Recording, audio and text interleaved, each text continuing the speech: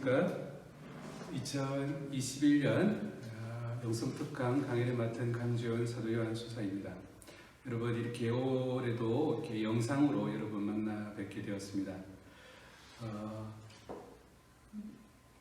이번에 보통 우리가 이렇게 영성특강을 이렇게 하게 되는데, 보통 이제 많으면 한 160명 이렇게까지 신청을 합니다. 120명에 신청하는데, 올해 영성특강을 신청하신 그 우리 회원들 여러분은 280명이 넘습니다. 보면 왜 이렇게 올해 많은 분들이 영성특강을 신청하셨는가 하고 생각해 보니까, 이제 첫 번째 먼저 생각해 볼 수 있는 것은 이제 코로나 시대에 우리가 이제 겨우 이렇게 미사와 원래만 하고 있습니다. 양성에서 어려움을 느끼고 있는데, 아마 양성 차원에서 많은 분들이 신청하실 수도 있을 거고, 또 이제 두 번째로는 교황님의 새로운 대책, 모든 형제들에 대한 이제 관심과 궁금증이 많은 분들이 신청하셨을 거라 생각됩니다. 그리고 그러나 저는 무엇보다도 이제 1년여 넘게 이제 코로나 시대를 보내면서 우리 재소교원들의 영적인 갈망이 이렇게 우리 많은 분들이 신청하는 결과가 나오지 않았나 하는 생각을 해봅니다. 우리가 이제 생각해 보니까 지난번 교황님의 두 번째 해칙이었던 찬미 받으소서를 가지고 이렇게 1년 동안 영성특강을 했었는데, 그게 벌써 2년 전이었습니다.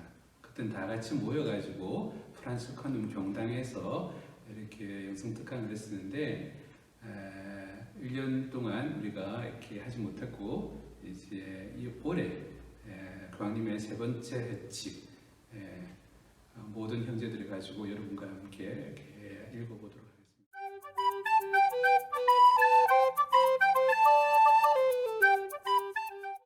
하겠습니다. 이 교황님의 해칙에는 이렇게 이름이 붙는데, 이렇게 첫 번째 교황님의 해칙, 2013년에 놓았던 복음의 기쁨은 에반젤리 가우디움, 복음의 기쁨이라고 붙여졌습니다. 그리고 두 번째 해칙은 찬미받으소서 라우다토 시인 거죠. 그리고 이번째 세 번째 해칙 프라텔리 투띠 이렇게 나왔습니다. 이것이 이제 해칙 제일 첫 글자거든요. 제일 첫 글자들이 이렇게 제목이 되는데, 교황님 여기에서 이렇게 굉장히 이렇게 많은 이렇게 공을 들이고 신경을 쓰고 계신다는 걸 보셨습니다. 두 번째 해칙부터 교황님은 성 프란치스코 글에서 해칙을 이렇게 제목을 이렇게 따오십니다. 우리가 잘 알다시피 찬미 받으소서는 성 프란치스코의 태양의 노래에서 따온 걸 알수 있겠습니다. 그리고 이제 프라텔리 투띠는 이제 여러분들 이미 들어서 잘 아시겠지만 성 프란치스코의 권고 6장의 말씀을 이렇게 따왔다고 할 수 있겠습니다. 이 세 번째 해칙은 2020년 작년 10월 3일 날 이렇게 완성이 되고 출판되었습니다. 이것을 기념해서 교황님께서는 이렇게 로마에서 코로나 시대인데에서 이제 아시시를 방문하셨습니다. 그리고 이제 성 프란치스코의 무덤 앞에서 10월 3일 성 프란치스코가 돌아가신 날, 우리 보통 주도식이 있는 날이죠. 그날 이제 교황님께서 아시시 방문하셔가지고 성 프란치스코 무덤 앞에서 이 해칙에 최종적으로 사인을 하시면서 완성 마무리가 되었다고 할 수 있습니다.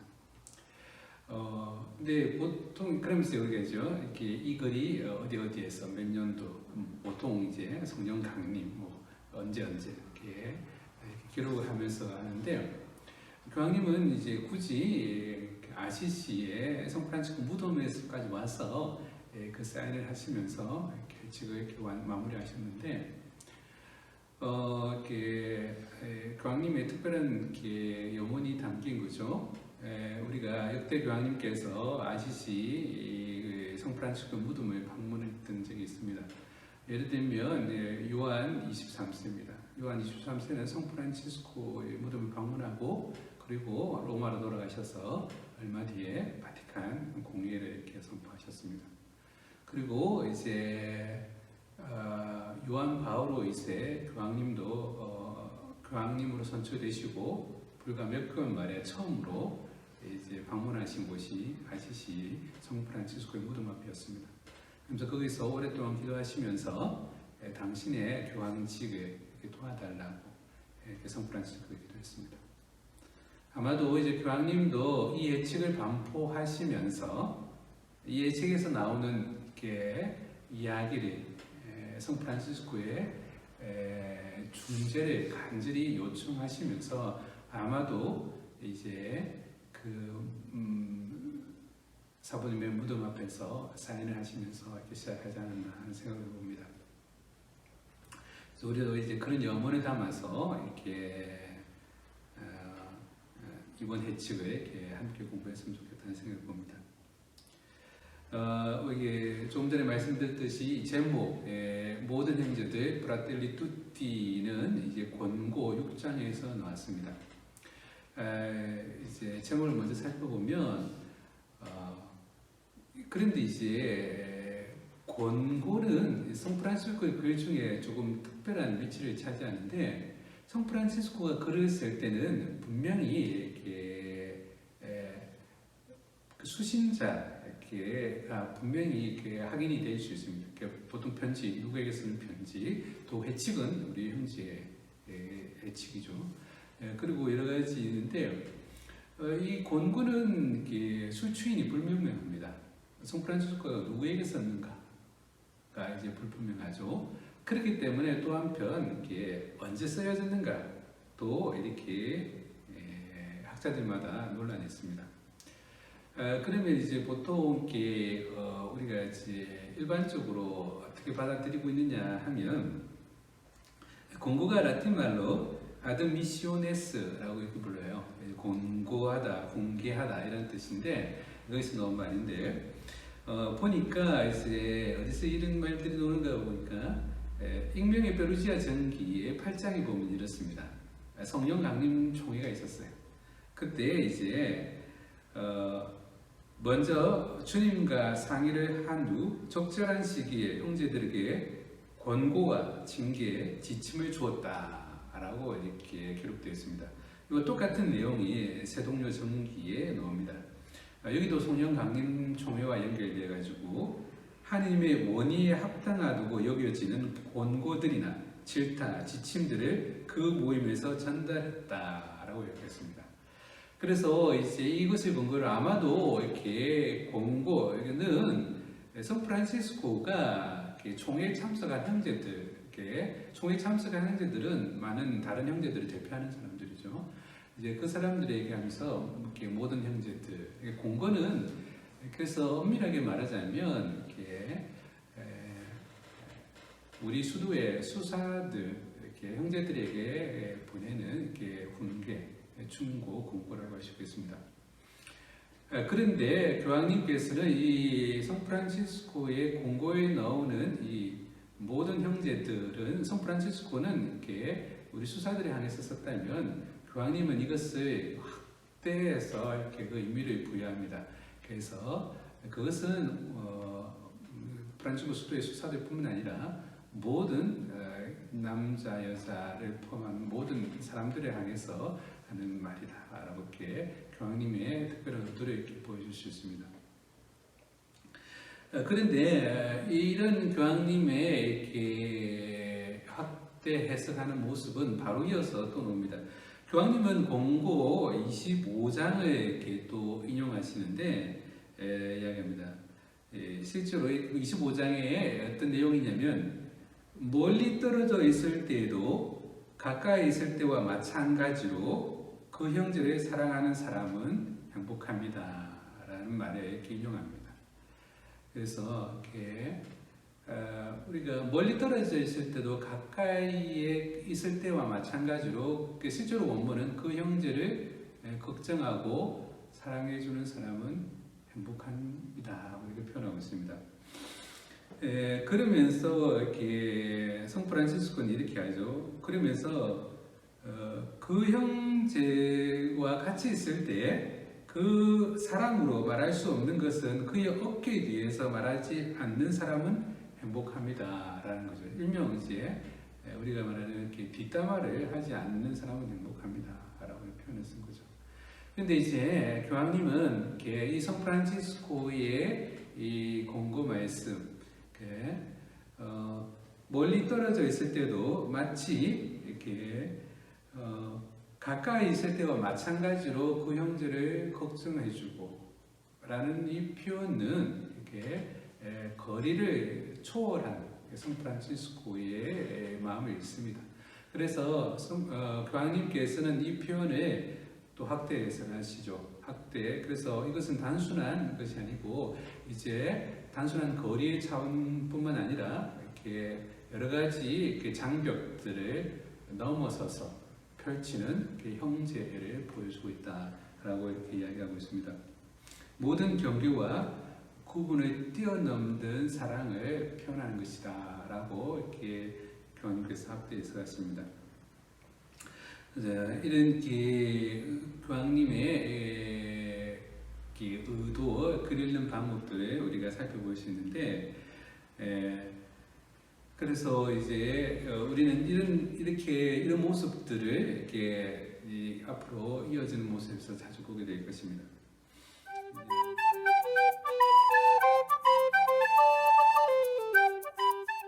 다음 이제 회칙을 이제 우리는 이렇게 인문으로서 도입부인데 회칙이 어떻게 구성되어 있느냐를 살펴보면 먼저 이렇게 도입부 머릿말이 있습니다. 1항에서 8항까지가 이렇게 도입부를 할 수 있겠습니다. 그리고 이제 그 이어서 8개의 장이 이렇게 이어져 놓습니다. 그리고 마지막에 2개의 기도, 이렇게 창조주께 드리는 기도와 교회 일치를 위한 기도로 이렇게 끝이 됐습니다. 그리고 이 8개의 장, 1장에서 8장까지 있는데 그 중에서 이제 두 번째 장, 2장에서 교황님은 이렇게 우리에게 너무나 잘 알려져 있는 루카복음에 나오는 착한 사마리아인의 비유를 이렇게 이야기하시면서 이렇게 설명하고 있습니다.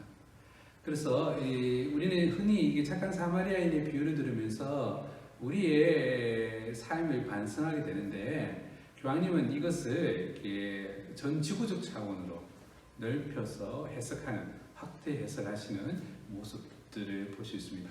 그래서 이 교황님의 의도가 무엇인지 우리가 조금 더 살펴볼 수 있지 않나 하는 생각을 봅니다. 그래서 이제 오히려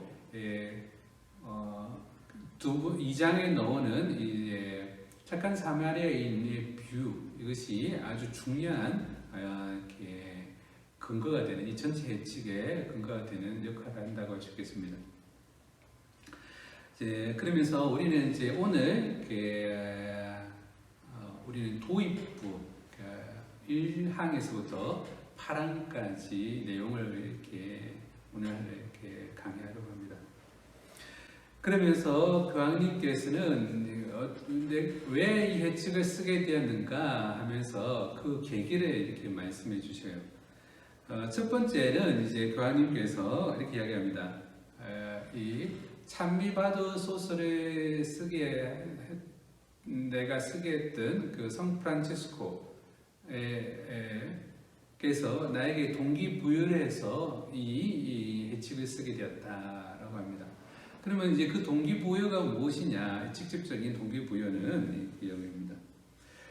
교황님께서 2019년 2월 4일에 아랍에미레이트 수도 아부다비를 이렇게 방문하십니다.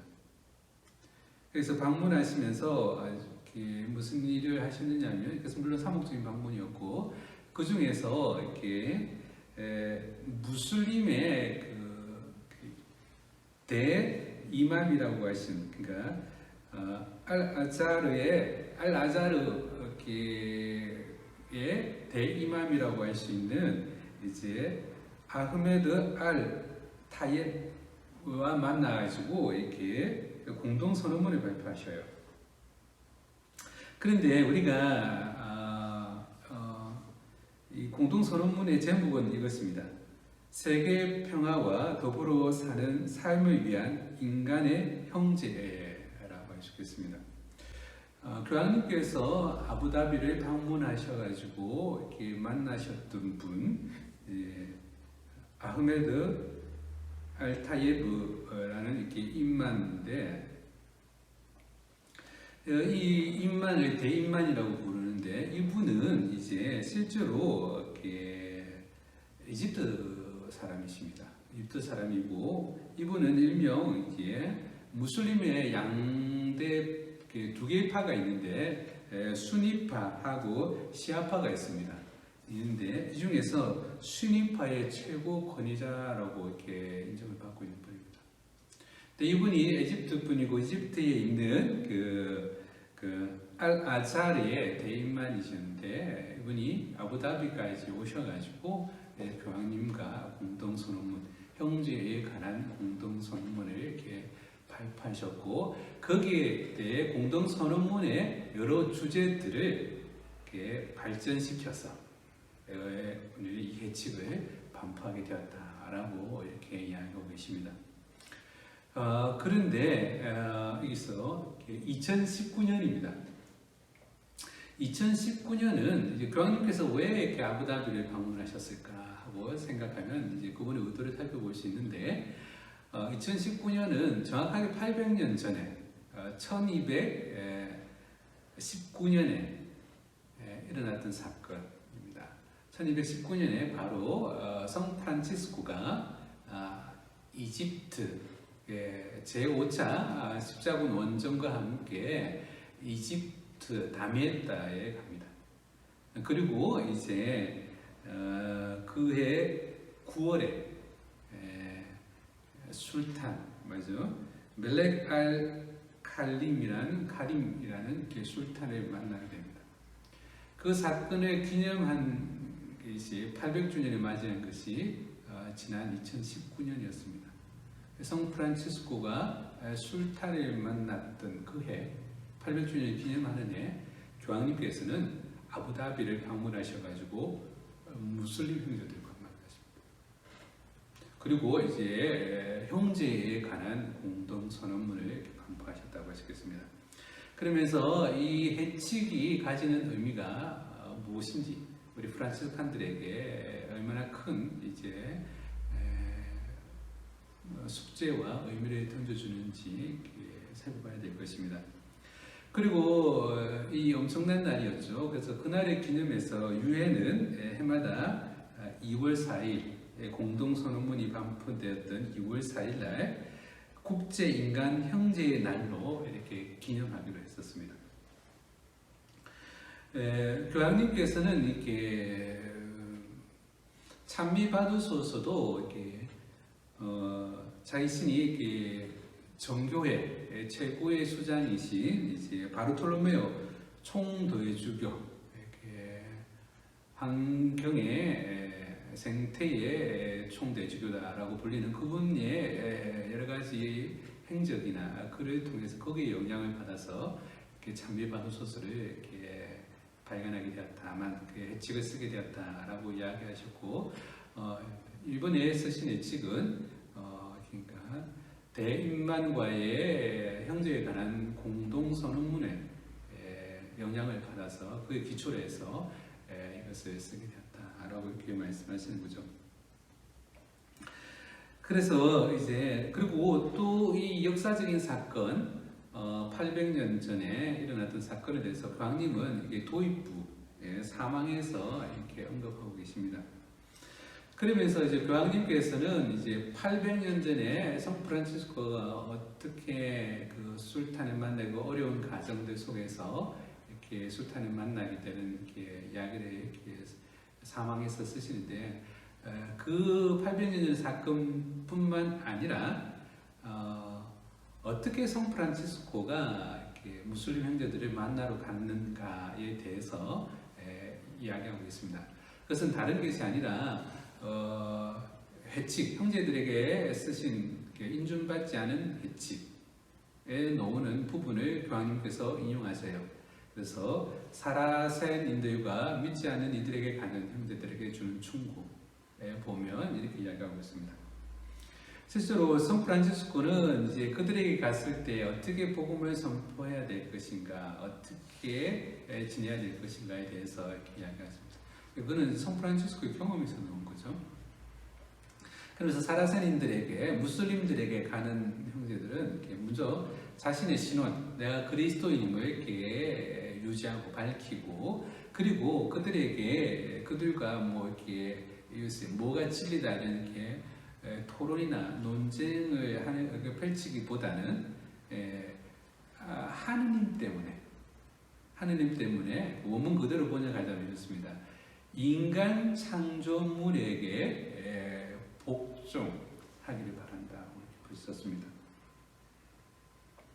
제가 이렇게 순종하다라고 번역이 됐는데, 그러면서 이제 교황님은 이 성 프란치스코의 놀라운 자세에 대해서 이렇게 표현하면서 무슬림 형제에게 갔을 때 성 프란치스코 이랬을 거라는 거죠. 겸손함과 그리고 이것을 교황님께서는 형제적 순종이라고 이렇게 표현하셨어요.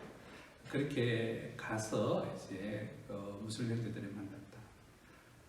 아마도 이것이 바로 이제 또한 교황님께서 이렇게 무슬림 형제들을 만나러 가셨을 때 그 마음이지 않을까 하고 우리는 생각할 수 있습니다. 그런데 이제 우리는 이제 성 프란치스코에 앞서서 이렇게 우리 수사들이 무슬림 형제들에게 복음을 선포하러 간 경우였습니다. 우리가 잘 알다시피 5명의 형제가 이렇게 스페인 포르투갈 스페인 쪽에서 포르투갈로 해가지고 이렇게 복음을 선포하다가 순교를 당한 적이 있습니다. 그러면서 그 순교 당한 그 수사들 보고 이제야 진정 작은 형제가 태어났다고 성 프란치스코를 만났습니다. 그런데 그들과 다르게 성 프란치스코는 이렇게 다른 형태의 모습을 보였습니다. 기록에 보면 그들은 이제 모스크에 들어가서 복음을 이렇게 선포했다. 그리고 무슬림들이 그것을 강력히 이제 금지했고, 그리고 풀어주면서 너희 나라로 돌아가라고 이렇게 했지만 그들은 다시 풀려나와서 또 광장에서 복음을 선포하면서 순교를 이렇게 당했었습니다. 그러나 성 프란치스코는 이제 정작 성 프란치스코는 이제 복음을 선포하기보다 그들에게 하나님 때문에 그들에게 순종하면서 그들 가운데 현존하도록 이렇게 이야기하고 있습니다. 근데 이제 교황님께서는 성 프란치스코를 보고 형제적 순종이라고 표현하셨는데, 근데 형제적 순종은 이제 교황님께서 쓰신 단어는 소토 미시오네라는 표현을 썼어요. 소토 미시오네. 소토가 어디 아래거든요. 어디 아래. 그리고 미시오네는 미시온, 보내다는 뜻이에요. 그런 성 프란치스코의 모습은 소토 미시오네, 어디 안으로 자신을 보내는. 그래서 형제적 순종. 그 사람들하고 만날 때 내가 그들과 동등한지에서 만난 것이 아니고 이렇게 그들 아래로 자신을 보내면서 겸손한 자세로 그들을 만남으로써 이렇게 그들도 하나님의 사랑스러운 창조물이기 때문에 그렇게 그것들이 작은 형제들이 하나님에 대한 창조물에 대한 자세이기 때문에 그들에게도 이렇게 그것이 바로 대화의 물꼬를 이렇게 트게 되는 기회가 되었던 것입니다. 그러면서 이제 우리는 이렇게 이 찬미바둑이 그 모든 형제들이 이렇게 어떻게 출판되었는지, 어떤 배경에서 이렇게 쓰게 되었는지 우리는 살펴봅니다. 그리고 교황님께서는 올 3월 달이죠. 올해 3월 6일 날 이렇게 2000년 교회의 2000년 역사상 처음으로 교황님께서 이라크를 이렇게 방문하셨습니다. 그리고 3월 6일 날 아까 그 대이만이라는 그분은 이제 수니파의 최고 권위자라면 이번에 이라크를 방문하시면서 시아파의 최고 지도자 알리 알 시스타니를 만나셨습니다. 그러면서 이제 무슬림 형제 두 양대의 최고의 권위자 분들을 이렇게 다 만나셨죠. 그리고 이 두 파는 늘 언제나 이제 갈등이 있는데 교황님께서 마치 하위의 중재 역할을 하시는 것처럼 이렇게 만나셨습니다.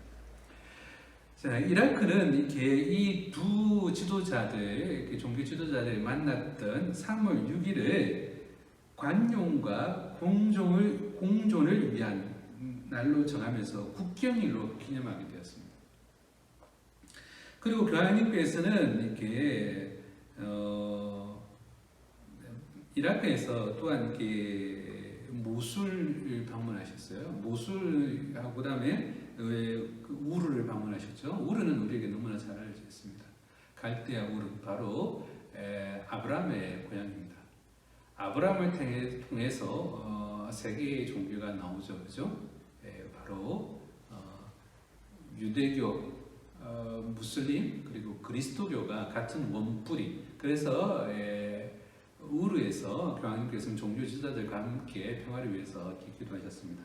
또한 이제 교황님께서는 모술을 방문하셨는데 이 모술이 바로 우리 잘 알려진 우리에게 친숙한 바로 요나입니다. 요나가 니느웨가 이 모술 근처에 있는 거죠. 그런데 최근에 이 모술은 이제 이슬람 국가 IS의 근거지였습니다. 그래서 이제 그들은 여기에 실제로 많은 그리스도인들이 오랜 전통을 가지고 살았는데 그 건물들을 파괴하고 그리고 수도원들을 파괴하고 그리고 그리스도인들이 더 이상 그곳을 살지 못하고 쫓겨난 그곳입니다. 그곳에 교황님께서 방문하셔서 파괴가 된 그 모술 광장에서 여러 사람들 함께 평화를 위해서 기도하시는 모습입니다. 그래서 교황님이 최근에 보여주셨던 일련의 사건은 이렇게 그분의 의도 안에서 우리는 성 프란치스코의 영성을 발견할 수 있습니다. 800주년을 맞이하는 해 성 프란치스코의 모범에 따라 교황 프란치스코는 무슬림 형제들을 방문하러 갔었습니다. 그리고 그들과 함께 형제에 관한 공동, 그들이 성 프란치스코가 알 카밀과 나누었던 그 형제를 다시 한번 우리 시대에 불러일으키는 모습을 보셨습니다. 어쩌면 그래서 이렇게 더욱 이렇게 교황님께서 이 해칙을 반포하기 전에 성 프란치스코 무덤 앞에서 이렇게 마무리하는 최종 사인을 하시지 않았나 하는 생각을 해봅니다.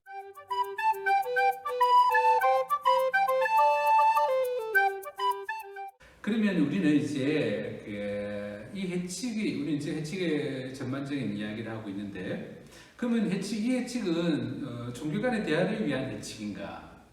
라고 이렇게 볼 수 있는데, 교황님은 이 6항에서 분명히 언급하십니다. 이 해칙은 형제애와 사회적 우애에 관한 사회 해칙이다라고 이렇게 표현하고 있어요. 그래서 이거는 종교 간의 대화를 위한 해칙이 아니고, 그러니까 형제에 관한 그리고 사회적 우애에 관한 이렇게 사회 해칙이다. 즉, 이 해칙은 형제에 관한 이제 교리가 아니라는 거예요. 보통 해칙이 반포되면 이런 거죠. 그러면 형제란 무엇인가? 이런 것에 대한 이야기죠. 그리고 성서에서 나오는 형제란 무엇이고 교보들의 말씀, 인용 그리고 이제 교회의 가르침 이런 것들의 그런 내용을 기록한 것이 아니라고 이제 분명히 말씀하십니다. 그러면서 교황님께서 보통 이제 교황님께서 해칙을 쓰시면 보통은 교회 신자들을 향해서 썼습니다. 근데 이번 해칙은 그렇지 않습니다. 교황님께서 6항에서 이렇게 해칙의 대상에 대해서 언급하고 계십니다. 바로 해칙의 대상은 제목에서 드러나죠. 모든 형제들, 인류를 향한 이제 해칙이었습니다. 그러니까 6항에서는 그들을 보고 뭐라고 보냐면 선의의 모든 이들, 레 페르소나 디 보나 볼룬타, 좋은 의향을 가지고 있는 사람들 향해서 이렇게 글을 쓰고 있습니다. 그들과 나누는 보편적 차원의 대화다라고 교황님께서 표현하고 있어요. 그래서 이 모든 형제들은 다른 해칙과 달리 교회의 전문적인 용어가 그렇게 많이 나오지 않습니다. 또 이제 성서의 인용도 그렇게 많이 나오지 않습니다. 그러나 2장은 이렇게 루카복음 착한 사마리아인에게 관한 이야기죠. 그러면서 이제 보편적으로 그들과 대화하기 위해서 만든 겁니다. 그래서 해칙의 언어도 이제 굉장히 보편적이죠. 교회의 용어나 성서의 인용이 아니라는 거죠. 그리고 해칙의 대상도 기존의 신자들을 향한 그런 메시지나 가르침이 아니고 모든 형제들을 향한 대화로의 초대라고 교황님께서 말씀하시고 계셔요. 그러면 해칙의 내용은 어떤 내용들이 담겨 있느냐 분명히 말씀하셨죠. 형제와 사회적 우애에 관한 사회적 해칙이다라고 말했기 때문에 그에 관한 내용이죠. 그러면서 이제 현 시대를 꿰뚫어 보는 아주 통찰력을 이렇게 교황님께서 보여주고 계십니다. 그래서 우리는 어떤 시대에 살고 있는가에 관해서 이렇게 말씀하시죠. 그리고 이제 우리 시대의 문제점들에 대한 날선 비판들이 이어지고 있습니다. 이렇게 1장에서부터 8장 이어지는 내용들입니다.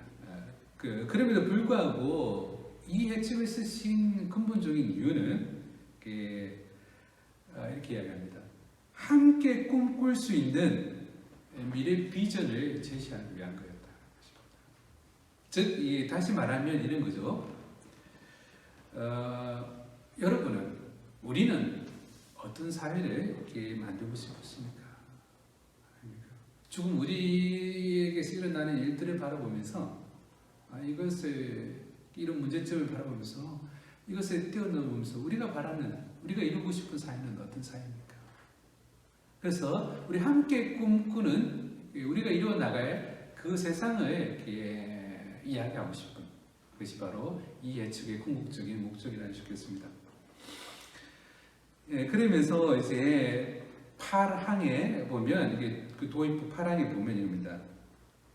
인간 존엄성을 바탕으로 모든 인간들, 예외가 없는 거죠. 모든 인간들 사이에 형제애를 회복하기 위해서 예측을 쓰신 거라고 하셨습니다. 그래서 이제 그렇게 이루어지는 사회, 그 사회를 어찌 보면 사항에서 말하는 형제적 사회, 교황님이 꿈꾸고 있는 이 예측을 쓰면서 바라봤던 이제 사회는 바로 형제적 사회로 이렇게 요약되지 않나 하는 생각을 해봅니다.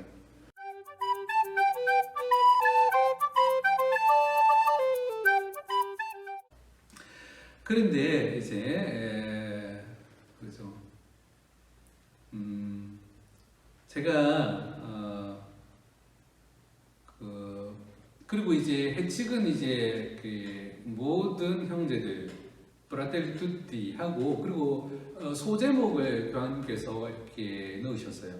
그 소제목이 아까 말한 대로 이제 뭐냐면 형제애와 사회적 우애라고 이렇게 하는데, 근데 이거 이제 원문인 거죠.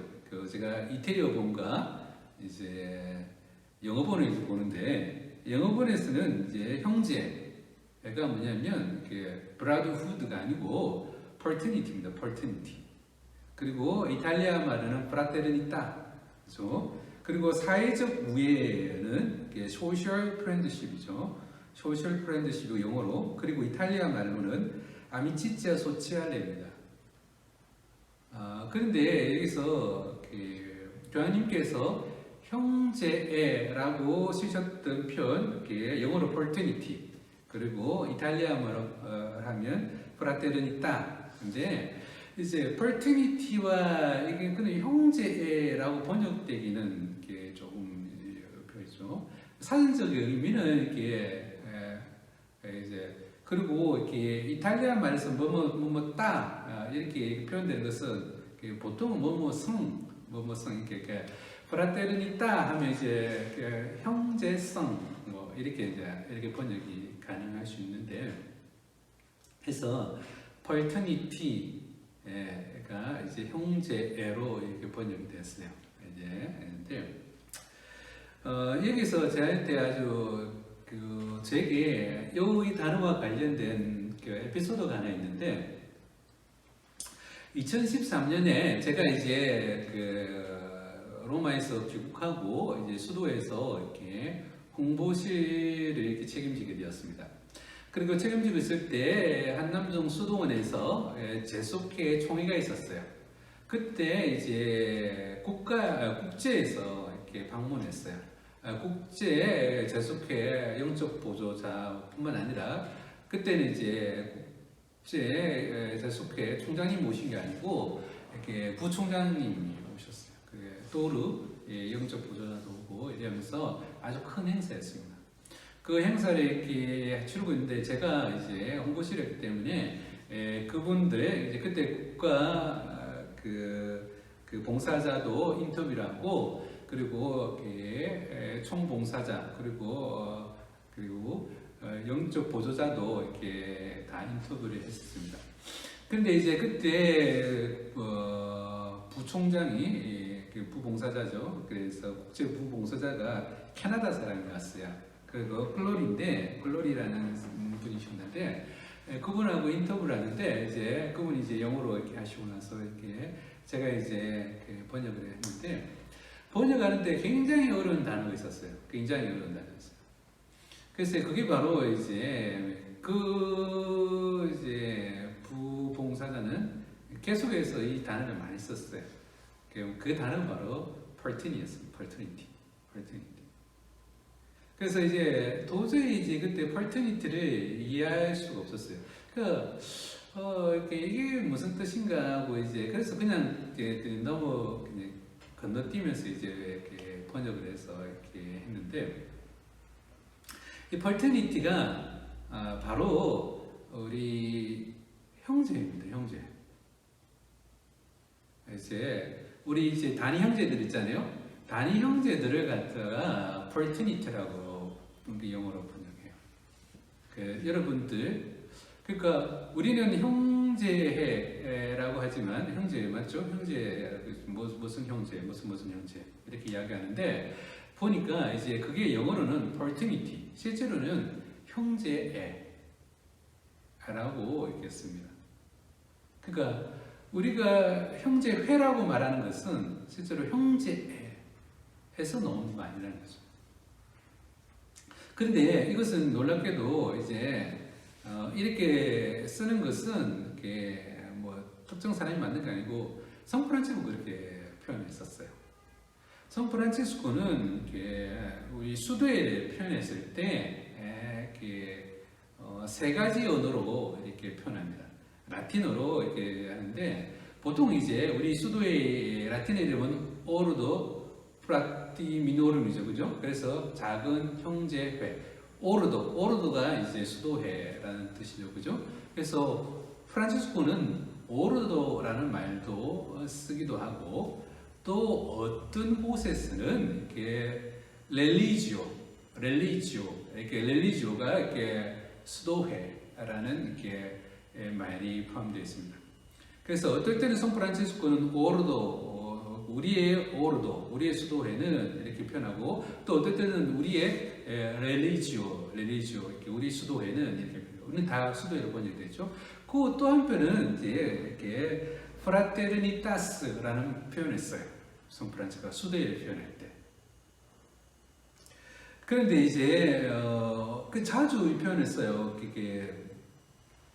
그런데 이거 혼합해서 성프란치스코가 쓰는데 그러면 이제 특별히 성프란치스코가 수도회를 표현할 때 프라테르니타스라고 쓴 데는 어디냐면 총장을 지칭할 때 우리 수도의 총장 이라고 할 때 프라테르니타스 이렇게 퍼티니티 이렇게 프라테르니타 이렇게 쓰는 거죠. 수도회 중에 특별히 총장과 연결시켜 또 이제 뭐냐면 보호자 주기경 우리 수도의 보호자 주기경 이랬을 때 꼭 이제 성프란치스코는 자주 이제 이렇게 프라테르니타스를 이렇게 써요. 프라테르니타스가 수도회로 번역이 된 거죠. 그래서 왜냐면 봉사자와 우리 수도회의 보호자 주기경을 표현할 때 그리고 특별히 이제 우리 총장의 중에서 총장의 임무 중에 뭔 임무를 쓸 때 이 단어를 썼냐고 하면 그런 거죠.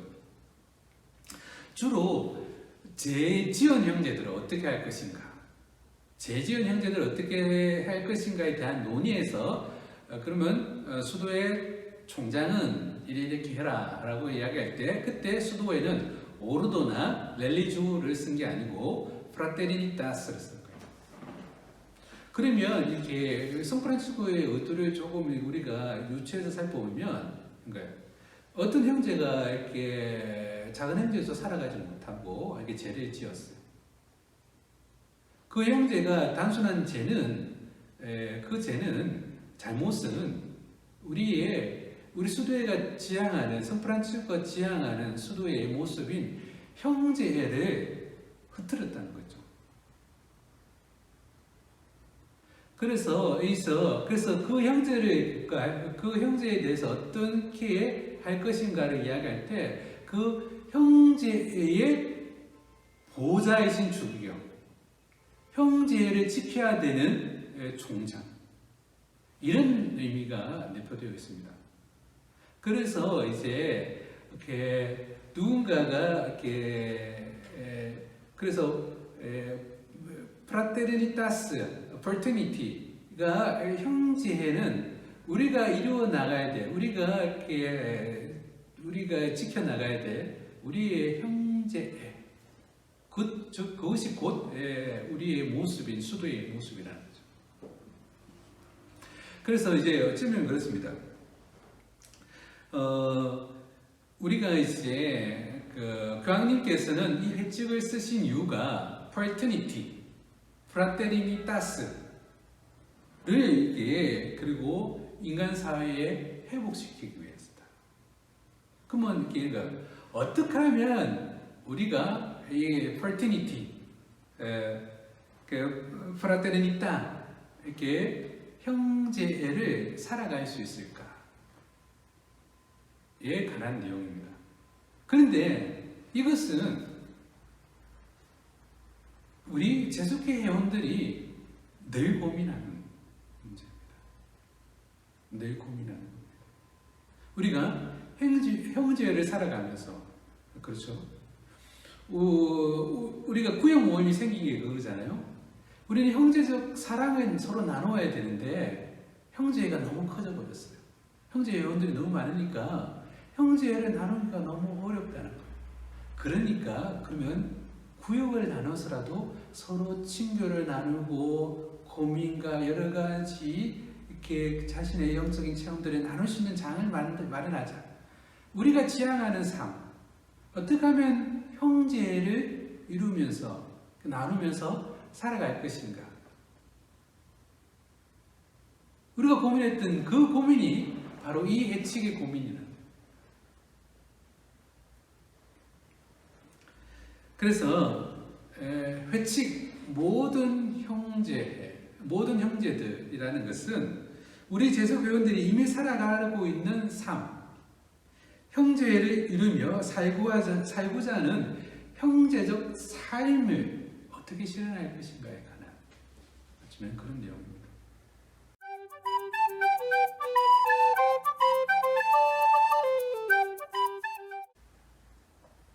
우리는 또한 이러죠. 우리는 시대의 아들들이에요. 우리 시대의 아들들입니다. 그래서 우리가 가지고 이때까지 우리가 얻은 여러 가지 지식과 경험과 과학에 따라 우리는 생각하죠. 그것을 크게 벗어나지 않는 것이 패러다임이라고 전에 말씀을 드리는데, 우리도 이제 시대의 아들이고 우리 시대가 가지고 있는 문제를 그대로 가지고 있습니다. 우리도 그 문제를 우리 자신들이 가지고 있고 이제 그것을 이렇게 드러내죠. 그러면 이제 우리가 이런 거죠. 교황님의 해칙, 모든 형제들을 읽을 때 교황님은 우리 시대는 어떤 시대인가에 대해서 말씀하셔요. 그리고 우리 시대의 문제점을 통렬하게 비판하시죠. 그러면 어쩌면 그것은 우리 형제의 회의 모습입니다. 우리 형제의 모습이고 우리 형제의 문제점을 그대로 안고 있는 것이라고 생각합니다. 그래서 특별히 저는 그렇게 생각합니다. 이렇게 우리가 이 해칙 모든 형제들을 이렇게 함께 공부하고 읽어 나가면서 우리의 형제적 삶에 대해서 생각할 수 있는 그런 시간들이 되었으면 좋겠다는 것입니다. 우리 자신과 우리 형제는 를 살피고 어떻게 살아가야 될 것인가 그 계기를 마련하는 시간들이 됐으면 좋겠다 하는 생각을 해봅니다. 오늘 이렇게 첫 강의를 이렇게 시작했습니다. 그래서 이렇게 본문에 본격적으로 들어가기 전에 전체적으로 이 예측이 지니는 의미와 우리는 어떻게 이 예측을 바라볼 것인가에 대해서 한 번 더 고민하자는 의미입니다. 그래서 여러분들 예측을 읽고 계신 분도 계시고 또한 그래서 다음 달에 이제 1장부터 여러분과 함께 나가도록 하겠습니다. 여러분 그동안 이렇게 잘 읽으시고 다음 달에 뵙도록 하겠습니다. 감사합니다.